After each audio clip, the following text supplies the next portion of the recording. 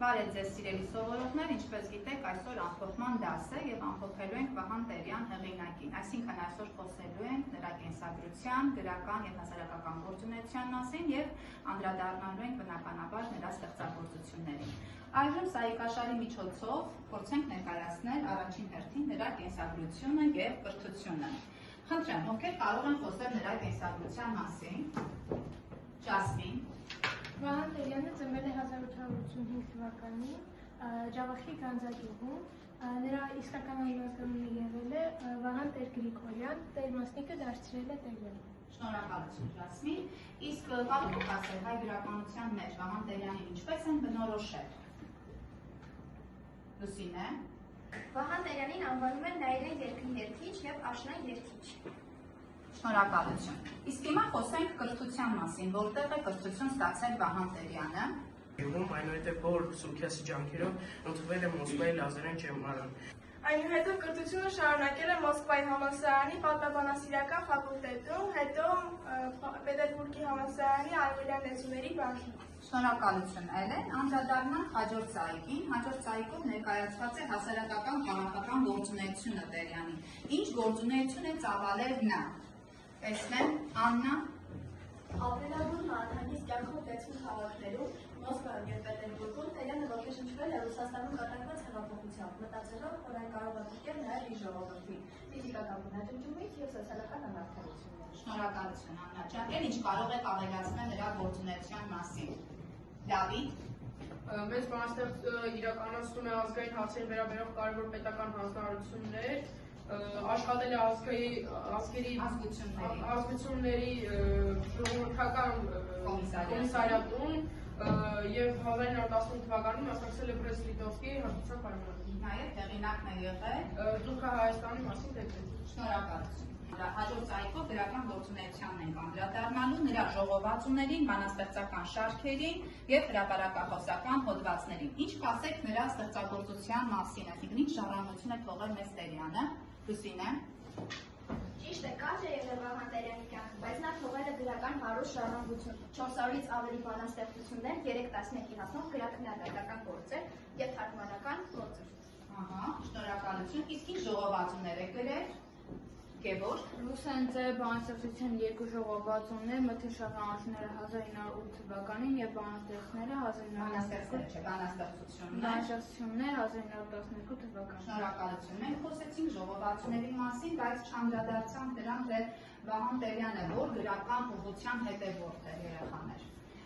Մարին։ Վահան Տերյանը խորհրդապաշ սիմվոլիստ գրող էր, խորհրդապաշտության հետևորդները իրենց բանաստեղծություններում օգտագործում են խորհրդանշաններ, սիմվոլներ, օրինակ աշուն, թախիծ, մշուշ, անձրև։ Այս գրողները կյանքի դատարկությունը իմաստավորում էին սիրո մեջ։ Շնորհակալություն Մարի ջան, իսկ մթնշաղի անուններ ժողովածուն, սիրելի սովորողներ, ինչպես ընդունվեց ընթերցող հանրության կողմից։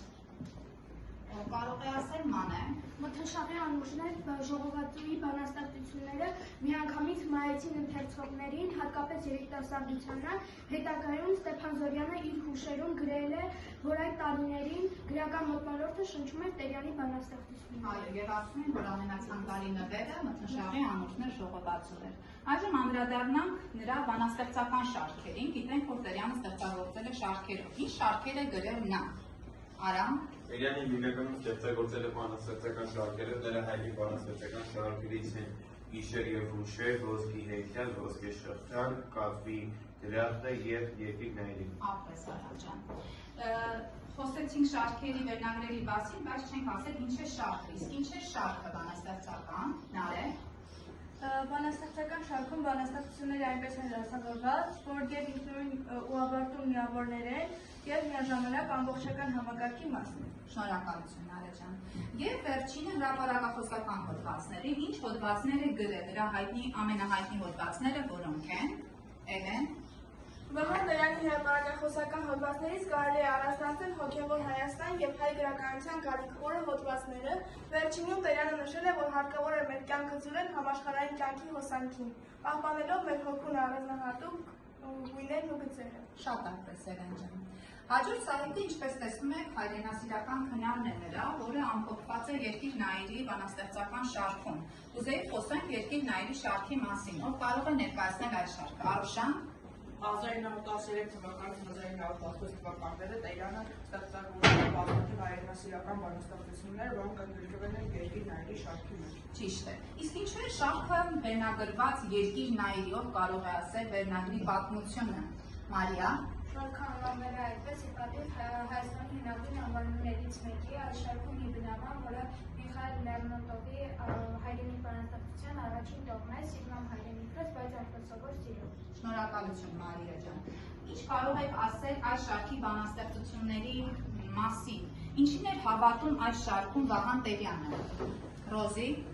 Տերյանը հավատում էր Հայաստանի հարությանը եւ այդ պատճառով էլ օգտագործել է եգիպտական բուրգերի եւ փյունիկի խորհրդանիշները։ Բուրգերը անգամ փոշիկը դառնան, իսկ փյունիկը կհարվի մոխրիների միջից։ ապրես Ռոզի ջան։ Կարող եք ասել Վահան Տերյանի հայրենասիրությունը, այլ որտեղից ենք մենք զգացել, այլ ինչ պատմությունից ենք ծանոթացել, որ նա շատ հայրենասեր մարդ է եղել։ Արեն Տերյանի հայրենասիրությունը անվիճելի է, ինչպես գիտեք, նա շատ լավ է տիրապետել Հուսեյնին եւ Մաքսիմ Գորկին դրանից ելնելով նրան առաջարկել է գրել Հուսեյնով, բայց Տերյանը ի պատասխան դրան գրել է այս հայտնի տիրոլենտը Չան Դավաճանի նվարտին, որքան էլ դուքս օշանում։ Շնորհակալություն Արեն ջան։ Սիրելի սովորողներ, կարծում այժմ ժամանակն է, որպեսզի տեսնենք եւ լսենք ձեր կողմից նախապատրաստված բանաստեղծական հատվածները, բայց տեսանյութի տեսքով։ Շնորհակալություն։ Ինչպես չսիրեմ, երկիրն եմ կիզված, պարզված վերստին սրերին սուր սայր, ինչպես չսիրեմ հեզությամբ լցված, դու յոթնապատիկ խոցված տիրամայր, որքան որ ելան արյունի տակա, դու կամավոր զոհ բոլորը տվիր, դու հավետ եղար անարատ վկա, չարերին կոխան խաչված իմ երկիր, հրկես քո հոգին որպես առատ խունկ, աշխարհի համար պարզեցիր անպարտ, հեզ ընդունեցիր երթում ու երկունք, դու արքայաբար վեհ ու անհպարտ, ժամ է, ել նորից, իմ ծիրանավար, ծրահավորվիր խանդով խնդակին, վառիր երկունքի գիշերում խավար, հրով մկրտված նայիրյան հոգին։ Կարծես թե դարձել եմ ես տուն, բոլորն առաջվանն է կրկին, նորից դու հին տեղը նստում, շարժում ես իլիկը մեր հին, մանում ու հեքիաթ ես ասում, մանում ես անվերջ ու արագ, սիրում եմ պարսկա լեզուն, ձեռներդ մաշված ու բարակ, նայում եմ մինչև որ անզոր գլուխս ծնկիտ է թեքվում, նորից ես մանուկ եմ այսօր, դրախտ է նորից իմ հոգում, արևը հանգչում է հեռվում, գետից բարձրանում է մշուշ, հեքիաթդ անվերջ օրորում, իլիկդ խոսում է անուշ։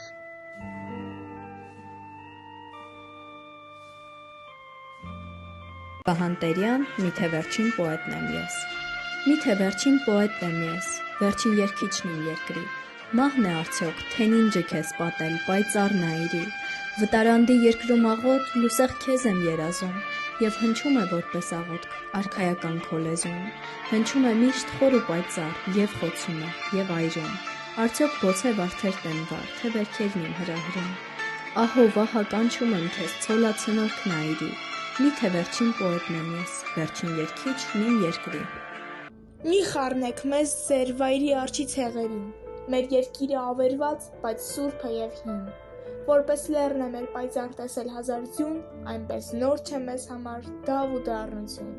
Բաբելոնն է եղել մեր Ախոյանը, տես, անհետ կորել անցել է, չար մշուշի պես։ Ասորիկն է եղել մեր թշնամին, ահա, դաշտ է տեղը, եւ չկա քար քարի վրա։ Ամրակուր է մեր հոգին դարելի զավակ, շատ է տեսել մեր սիրտը ավեր ու կրակ, շատ է տեսել երկիրն իմ ցավ ու արհավիկ, լաց է այնտեղ ամեն երգ եւ ողբ ամեն գիր։ Գերված ենք մենք ոչ ստրուկ, գերված միարծիվ, չարության դեմ վեհ սիրտ միշտ վատի դեմ ազնիվ։ Բարբարոսներ շատ կգան ու կանցնեն անհետ, արքայական խոսքը մեր կմնա հավետ։ Չի հասկանա ձեր հոգին, եւ ծույլ եւ օտար, տաճար է մեր երկիրը եւ սուրբ է ամեն քար։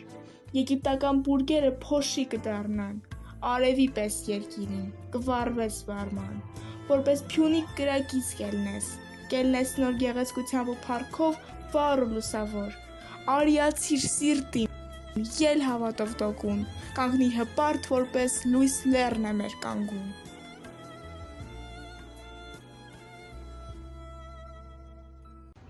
Շնորհակալություն սիրելի սովորողներ, ասմունքողների եւ շնորհակալություն։ Հիմա անդրադառնանք վերջին սահիկին, Վահան Տերյանի մահվան եւ հիշատակին, անդրադառնանք նրա մահվան հանգամանքներին, ով կարող է ներկայացնել երբ, որտեղ եւ ինչու այդքան շուտ։ Արտակ Տերյանը տառապում էր թոքախ հիվանդությամբ եւ ծառացող օրեցօր հիվանդության բերումով նա կանխազգում էր իր մոտալուտ մահը եւ հրաժեշտի խոսքեր ասում բոլորին, անգամ ոսողներին։ Շնորհակալություն Արտակ։ Արման անդրադարձում 1920 թվականին Տերյանի կարևոր գործով մեկնում է Միջին Ասիա եւ ճանապարհին վախճանվում իր հայրենիքից հեռու Օրենբուրգ քաղաքում, որը ժամանակ հետո նրա աճյունը տեղափոխվեց Հայաստան եւ հողին հանձնվեց Կոմիտասի անվան Պանթեոն։ Շնորհակալություն Արման։ Քանի որ խոսք գնաց հրաժեշտի գազելի մասին, այստեղ սայթի վրա նաև հրաժեշտի գազելը ունենք, աշակերտներից մանեն պատրաստել է տեսանյութ հրաժեշտի գազելի հիման վրա։ Եկեք լսենք դա։ Վահան Տերյան, հրաժեշտի գազել։ Ամեն վայրկյան սիրով տրտում, ասում եմ ես մնաս բարով, որ բարևին ի բոց սրտում, ասում եմ ես մնաս բարով, մնաք բարով, ասում եմ ես, բոլոր մարդկանց չար ու բարի, տանջվող ու որ պատամորթուն, ասում եմ ես մնաս բարով, մնաք բարով, ասում եմ ես, ընկերներիս մոտ ու հեռու, ոսողներիս չար ու արթուն, ասում եմ ես մնաք բարով, երկնի մովին, կանաց ծովին, անտառներին խորումոթին, գարնան ամպին լույս ոլորտում, ասում եմ ես մնաք բարով, ոսկե շղթա իմ հուշերին, իմ գիշերին, իմ փշերին, արտույտներին ոսկի արտում, ասում եմ ես մնաք բարով, ծաղիկներին դեռ չբացված, դեռ չկիզված հոգիներին, մանուկներին վարխլրտուն, ասում եմ ես մնաք բարով, գնում եմ ես մի մութ աշխարհ, հեռու երկիր, էլ չեմ գալու, բարի հիշեք ինձ ձեր սրտում, մնաք բարով, մնաք բարով։ Դուք գիտեք, որ Վահան Տերյանի շատ բանաստեղծություններ վերածվել են նուրբ եւ հուզիչ երգերի եւ ձեր գրքում, քանի որ ընդգրկված է Իմ խաղաղ երեկոն, եկեք լսենք երգը եւ փորձենք նաեւ ձայնարկել երգին։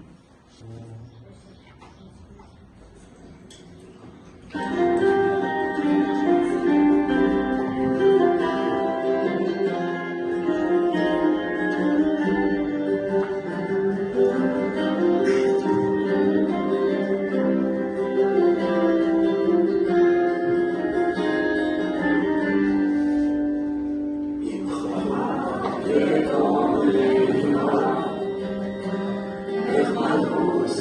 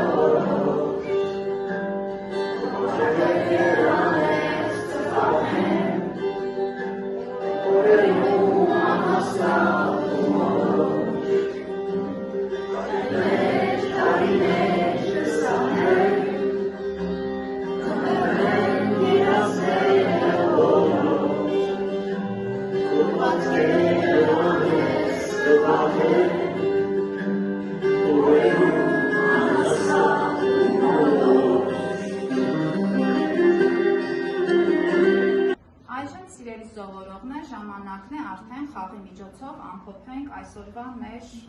գիտելիքները եւ տեսնենք կարողանում ենք արդյոք ճիշտ պատասխանել բոլոր հարցերին։ Գնացինք։